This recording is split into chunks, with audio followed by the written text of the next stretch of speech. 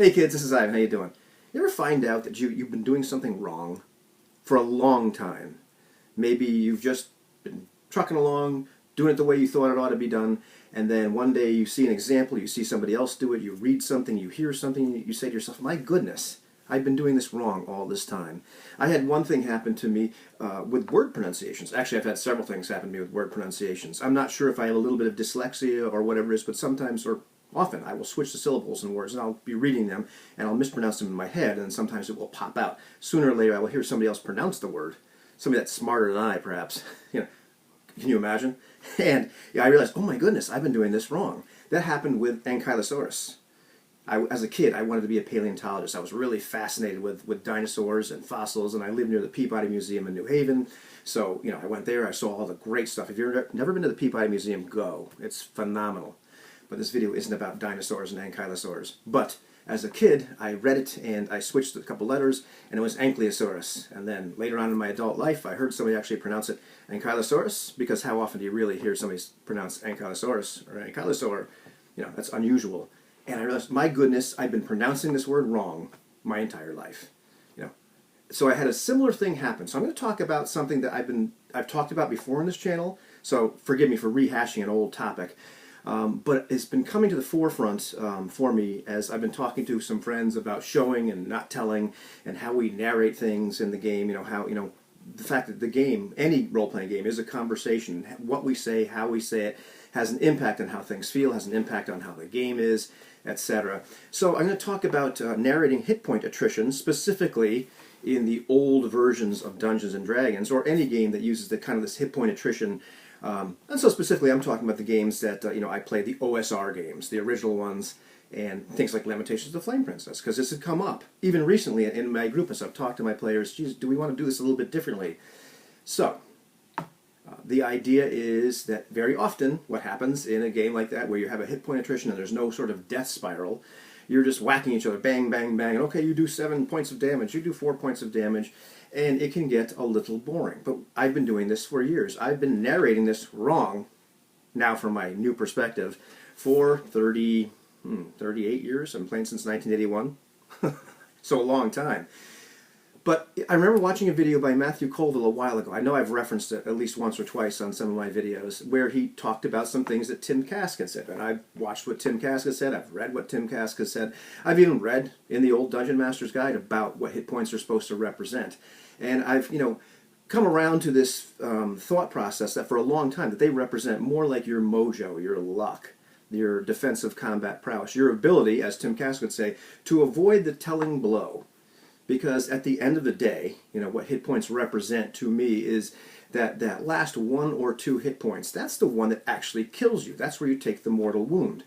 I never watched Game of Thrones ever. I've watched little teeny bits of a few episodes. It's because my girlfriend has bought the entire series, and apparently she was a junkie for Game of Thrones before, and so now she's getting her fix again. And I'm walking through every once in a while, I'll see these battle scenes, and these guys are just beating the crap out of each other. But generally, one hit, boom, person goes down. Because in real life, I've been injured before. You get like something that really pops you, you go down. You might not be dead, but you're incapacitated. Boy, this really hurts. I don't want to do anything else. So let's use Lamentations of the Flame Princess as our example mechanically, because it lends itself to this discussion.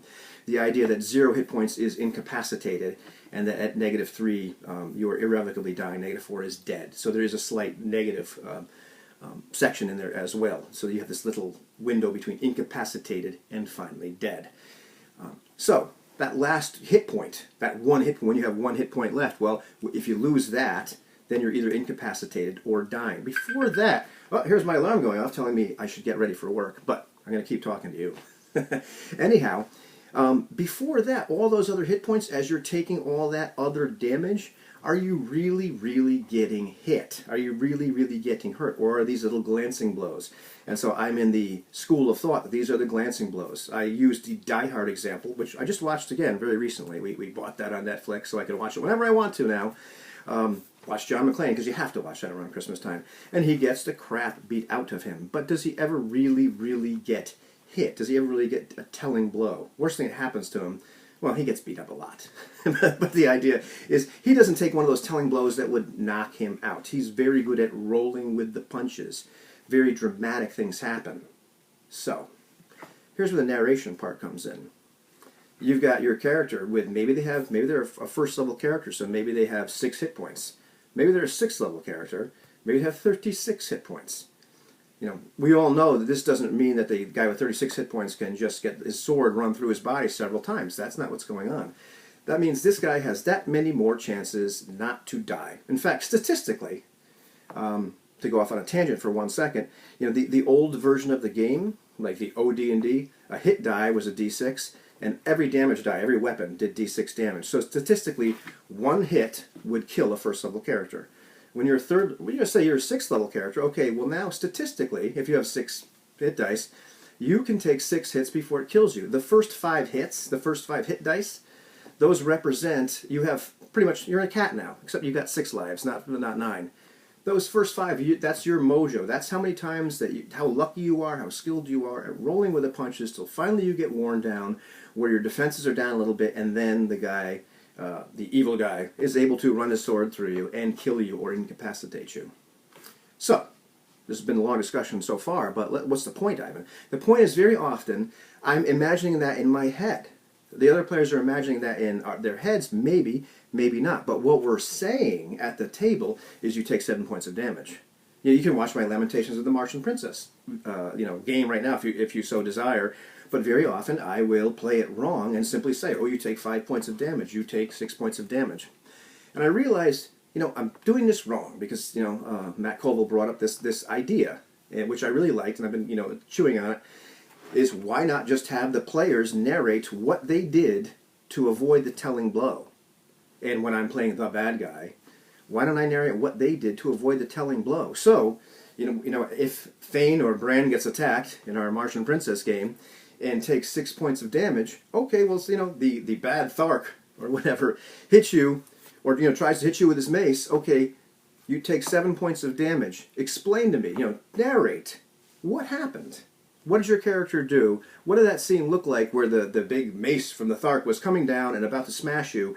What did you do to get out of the way? How did you roll with the punches? You know, liven it up. Make it more action movie. Make it more cinematic. Make it more fun. Make this combat narration not just simply a math problem, an attrition of hit points, a subtraction problem, back and forth, where it does get a little tiresome and a little boring. Why not have a lot of fun with it and narrate how we are avoiding, you know, our characters are avoiding the telling blows? Make it more action movie. Make it more cinematic. Make it more fun.